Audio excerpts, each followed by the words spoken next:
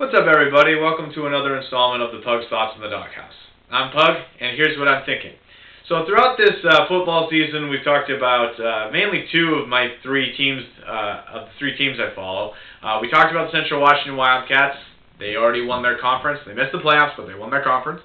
You got the Huskies going to the bowl game. At this point, I'd like to say hello to all the Husky band friends who found my video and watched it. Thanks for watching. Nice to hear from you guys again. And we really haven't talked too much about the Seattle Seahawks this season, which is interesting. Just things have come up, and next thing I know, the Seahawks they have 4 games left in the season, and there you go. Their season could be done, depending on whether or not they can win the NFC West. So we're going to talk about them this week. So for starters, the Seattle Seahawks have won 6 games. Now, this may not look like a huge milestone, and people are already questioning the NFC West champion, even though we're not going to know who's going to win that division probably until, week 16, week 17, that type of deal. But 6 wins is very big for this team, because last year we won 5, and in these 6 wins, we've seen progression from our 5-11 season the year before. It is already starting to look at that the big problem last year was the coaching staff. People already were thinking that at the beginning of the season, but I think with the way things have turned around to a certain extent, it has now become a fact that last year's biggest problem was in fact the coaching staff. And so to have the firepower that Pete Carroll has, and with what his staff is doing right now, is a very positive thing. Now, granted, it's his first season, and if he starts doing poorly, people will probably turn on him, but compared to last year, Carroll has done his job. And unlike last year, where just you knew that when the Seahawks took that gridiron, particularly on the road, they were just going to play dead, and they might as well not have taken the court. I mean, they in some regards, last year's team made 2008's team look good, because 2008, even though we went 4-12, we were competitive against the Washington Redskins, the New England Patriots, the New York Jets, and some of the big powerhouses in the NFL. And because our schedule was really tough that year, playing against the AFC and NFC East. So this year, we've seen some progression in terms of the offense. We're getting younger. The wide receiver core is doing well. The running game's kind of but, we are, for the most part, still trying to revamp that because Julius Jones, I still think, is a bum.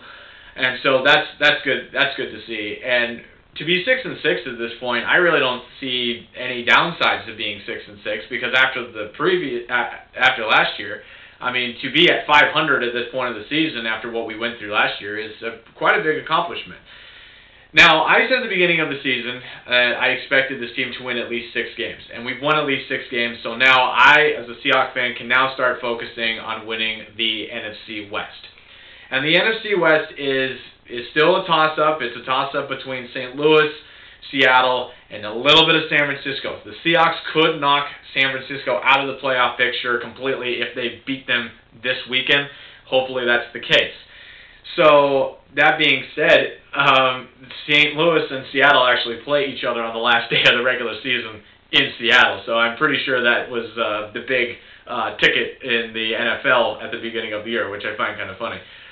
Some concerns about this team going forward. There have been some times where their offense just has stalled. Their secondary has a tendency to give away a lot of big plays, so we got to watch out for that in the next 4 weeks. And our schedule is not necessarily the easiest schedule. I mean, a lot of NFL experts are already saying the Seahawks have the easiest schedule compared to other teams in the NFC West. But when you think about it, we got to go down to San Francisco this weekend. Then we come home, we face the Falcons at home, and the Falcons have shown what they can do this year. Then we got to go to the East Coast and play the Tampa Bay Buccaneers on the road. We haven't won on the East Coast for a very long time. And then we got to play against St. Louis, and St. Louis beat us. Not only beat us, they destroyed us in Week 4. So it's going to be interesting how this whole thing plays out. But definitely a lot of reason to be optimistic. And if the NFC West is the worst division in the NFL, who freaking cares? Okay, now since I brought that up, I can't remember the writer's name, but I was reading a blog on ESPN.com, and the guy who was writing it pointed something out.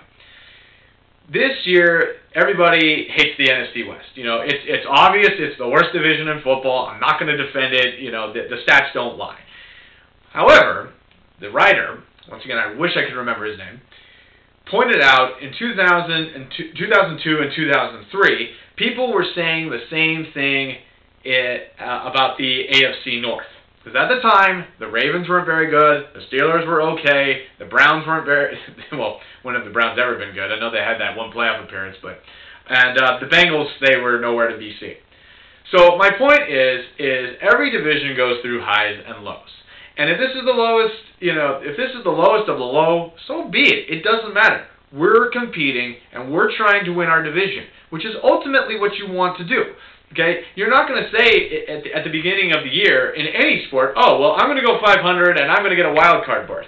No, okay, you're not going to do that. And another thing is, everybody harping on the NFC West, regardless if you're a fan from the East Coast or West Coast, frankly, I love playing in the NFC West because ultimately what you want, what the NFL wants, it wants parity, right?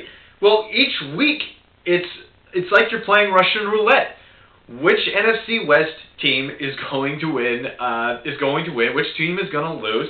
And in the playoffs, we're wild cards. Okay, we are wild cards. Nobody gives us any respect whatsoever, and yet we take down some of the biggest teams that make the playoffs. I'll give you some examples. Last year, the Arizona Cardinals played the Green Bay Packers in arguably probably the sloppiest playoff game of the postseason, but they scored over 45 points against one of the top defenses in the league.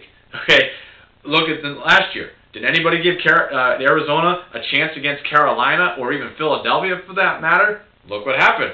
Arizona pulls the upset. Look at the previous year. Seattle wasn't expected to take down Washington. They did that. Seattle wasn't expected to take down the Dallas Cowboys the year before that, and they did. Okay? And I have a feeling this statistic and the streak is going to end, but a lot of people don't know this. Ever since the realignment, a representative from the NFC West has won at least one playoff game. Okay? And I have a feeling, I got a sneaking suspicion that that's going to end this year. And it could end this year. And if it does, whoop-de-doo.